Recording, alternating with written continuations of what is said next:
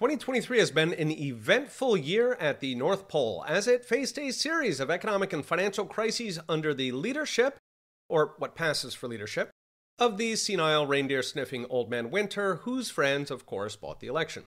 At one point, there was even chatter that toys may not ship at all, something we last saw in 2020 at the height of the supply chain crisis when even the quasi-naughty got carbon footprints in their stockings. Few of us will ever forget those days of the randomized naughty or nice list when even the reindeer games were canceled. But now, with the holidays approaching, many are breathing a sigh of relief after the recent Supreme Elf decision cleared the way for the charismatic lion-maned Santa to win a landslide victory, promising to take a chainsaw to the crony special interests that have latched like parasites onto the hard-working shires of the North. The year kicked off with a series of bank runs that had old man's press flunkies out in force, stammering through handouts for the influential pixie dust industry, all ending in an alphabet soup of trillion-dollar, or trillion pixie dust, government bailouts.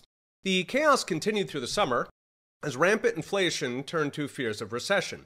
The pointy-eared unions went on strike over electric sleigh mandates, and key central shires emptied amid an epidemic of light-fingered elves hopped up on moon crystals amid chronically understaffed town watches. News was dominated by Sleigh Lady in July, who first noticed that Mother Lover is not real, and then just a few months later, real aliens in Mexico. Meanwhile, we saw ongoing threats to pixie dust itself as the South Pole pushed its so-called BRICS coalition, aiming to deliver construction materials and petroleum byproducts under the tree. Thankfully, unlike in 2020, we could actually talk about all these things, thanks to an eccentric tycoon who wishes on stars and thinks free speech is the ultimate guarantor of elven rights.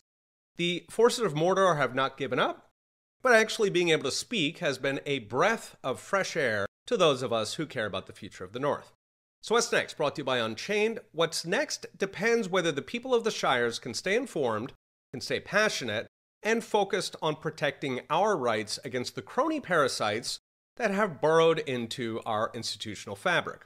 Burrowed despite commanding almost no public support that they haven't either bought or indoctrinated to captive little elves in public schools. Happily, hundreds of millions have woken up, with many more coming every day. We are still outnumbered and we're still comically out-resourced, but once they hear the truth, the public is on our side.